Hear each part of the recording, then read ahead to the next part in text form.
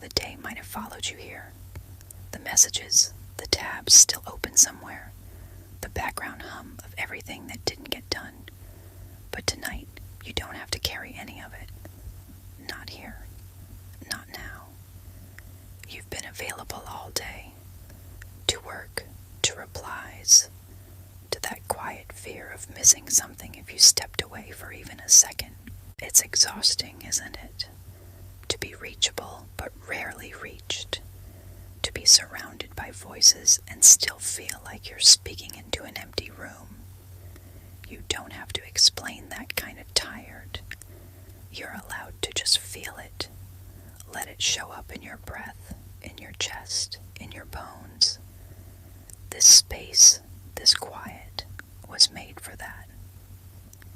There's no pressure here, no expectations, no pop-ups. Just you, finally unobserved, finally uninterrupted. You're not being watched right now, not judged, not measured. There are no algorithms here, just the quiet truth of your existence, just the soft rhythm of your breath returning to itself. Tonight, I want to talk to the part of you that has forgotten what it feels like to log off. The part that stays awake, not because it wants to, but because it doesn't know how to stop listening. The notifications might have gone silent, but your nervous system still expects the next vibration, the next headline, the next reason to keep scrolling. It's okay. You're not broken. You've just been asked to be on for too long. In a world that never sleeps, we've forgotten how to rest. So let's remember. Together, let's move slowly. Let's breathe like we have nowhere to be. Let's let go, layer by layer, pixel by pixel, because you are not a screen. You are not a feed. You are not a brand. You are human. And tonight, you get to be nothing else. Maybe you don't remember the last time you were truly bored. Not the kind of boredom that comes from having nothing to do, but the kind that arises when you're finally alone with your own thoughts, without anything pulling at your attention. These days, the moment silence arrives, we reach for a screen. Not because we want to, but because it's become automatic.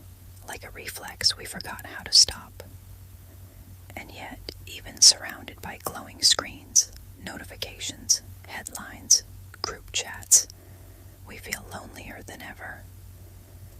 It's a strange kind of loneliness, the kind that doesn't look like isolation. It looks like presence, constant digital presence, always reachable, but rarely reached in any meaningful way. You might scroll past hundreds of faces, dozens of updates, carefully crafted captions designed to look effortless. But where is the warmth? Where is the feeling of being seen, really seen, not just observed through a filtered lens? There's a certain ache that comes with that, a kind of invisible tiredness, not physical, not even mental in the usual sense. It's emotional, a fatigue that settles behind the eyes and beneath the skin, the kind that comes from living too long in performance mode, because that's what so much of being online has become, hasn't it? A performance, a quiet pressure to appear interesting, happy, balanced, even when inside you're just trying to hold yourself together. And maybe that's the heaviest part, the constant presentation of self, even when you don't post, even when you say nothing. There's still the weight of being visible, the pressure to exist publicly, even in private. You notice it in small ways, the way your thoughts start to sound like captions, the way your experiences feel unfinished unless they've been shared, the way rest feels like wasting time unless it's productive or aesthetic or both. But here, you don't need to be anything not clever, not updated, not fine. You don't even need to understand how you're feeling right now. It is enough just to notice that you've been carrying this invisible weight, the constant hum of performance, for far longer than you realized. Maybe no one told you, but you're allowed to set it down.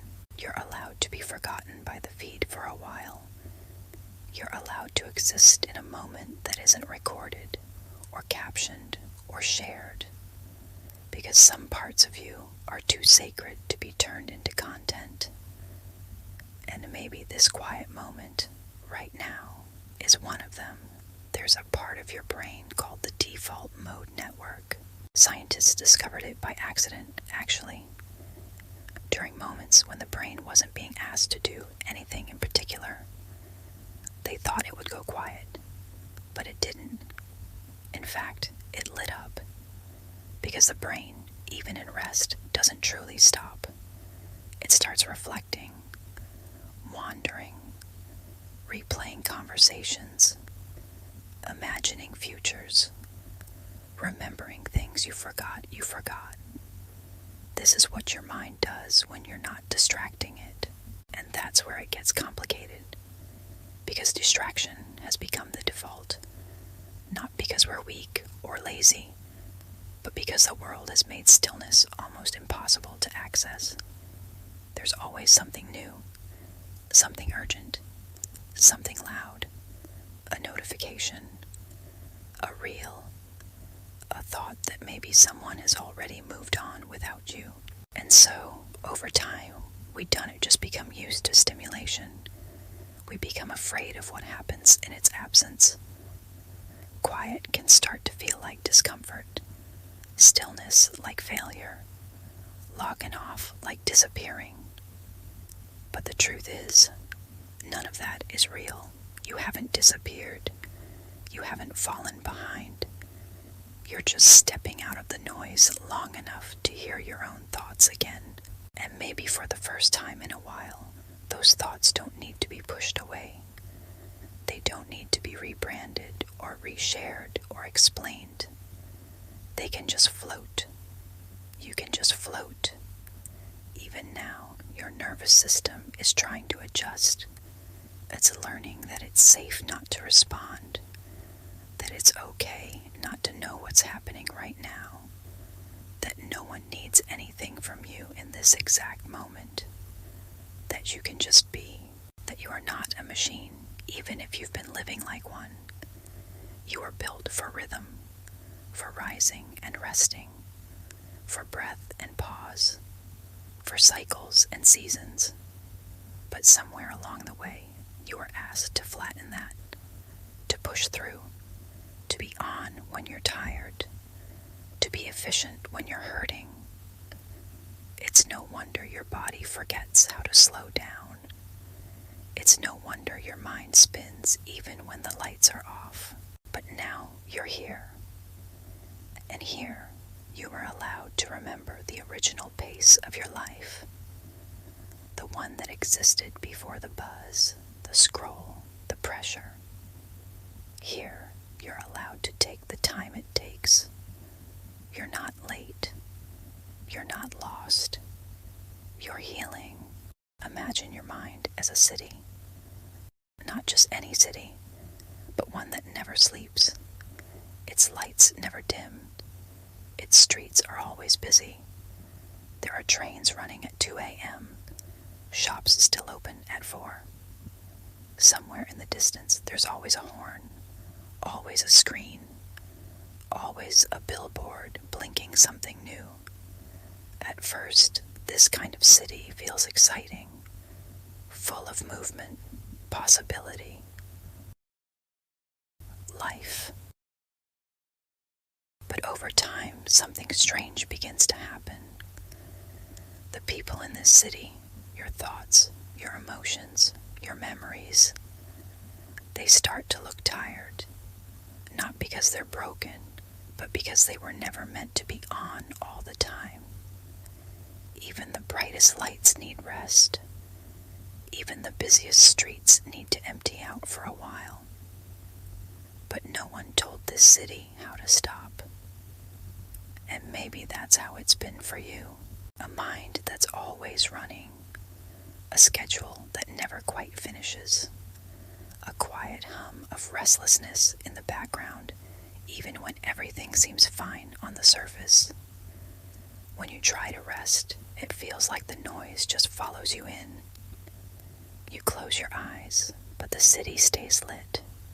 Still scrolling, still thinking, still answering. But what if you don't need to shut the city down all at once?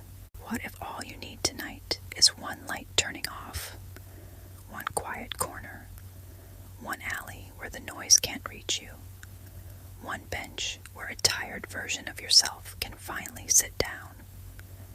This moment, this breath can be that bench.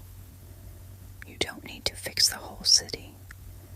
You just need to find your way to this one still place and stay just long enough for your shoulders to drop, just long enough for the weight to settle, just long enough to remember that peace doesn't always arrive in silence. Sometimes it arrives in permission.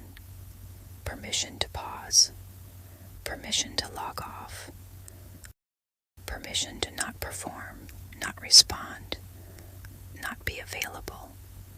Even if the world keeps spinning, you don't have to. Not right now. You've earned this pause. And nothing urgent is going to happen while you're here, resting on your own little bench in your own little corner of the city. You're allowed to be this quiet. You're allowed to be this still. It's strange, isn't it, how connection has become the thing that isolates us. We've never been more reachable, never had more ways to be seen, and yet somehow it's harder than ever to feel truly known. Maybe part of that comes from the shape of the world itself, the way it rewards visibility, the way it chases speed. We measure time in likes. We measure worth in notifications.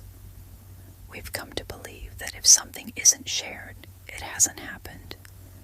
That if no one sees our moment, the moment has no meaning. But what if that's never been true?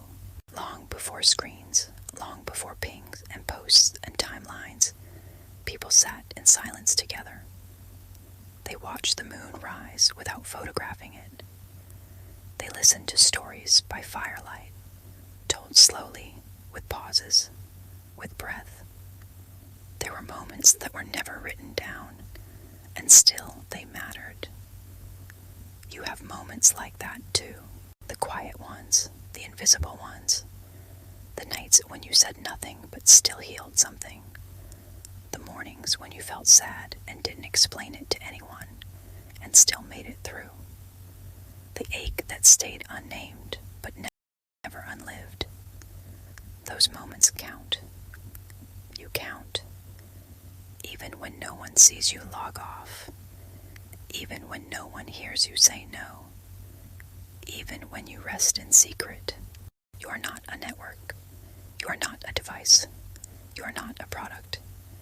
You are a person, made of history, memory, emotion, made of slow things, made for slowness. Your nervous system is not a machine. It needs rhythm. It needs pause. It needs nights like this, without the pressure to produce or respond or be perceived. And here's something else. The people who love you, the ones who truly love you, do not need you to be available all the time. They do not need you to perform your presence. They just need you to come back to yourself, to rest, to return when you're ready. That's what makes you human, not your productivity, not your performance, but your willingness to be real, even when that means being quiet, even when that means disappearing for a while, so that you can return whole. You don't need to earn your rest. I know that might sound strange. Maybe you were taught that rest comes after the work is done, that quiet is a reward, that stillness must be justified. But the truth is, your worth was never meant to be measured by your output. You don't have to be exhausted to deserve a break. You don't have to prove how tired you are to be allowed to stop. You don't have to keep performing your competence, your busyness, your usefulness just to be left alone. You're allowed to rest just because you're human, not because you've hit your limit, not because you've burned out, not because you can't keep going, but because going and going and going without pause has never been natural. And somewhere deep down, you know that. You've known it in the tension in your shoulders. You've known it in the eyes that don't want to look at any more screens.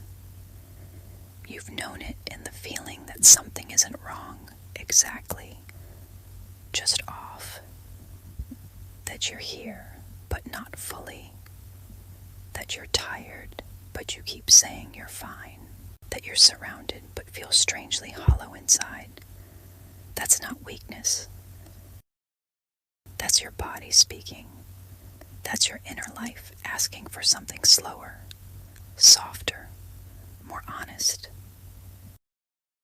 It's okay if you've ignored it for a while.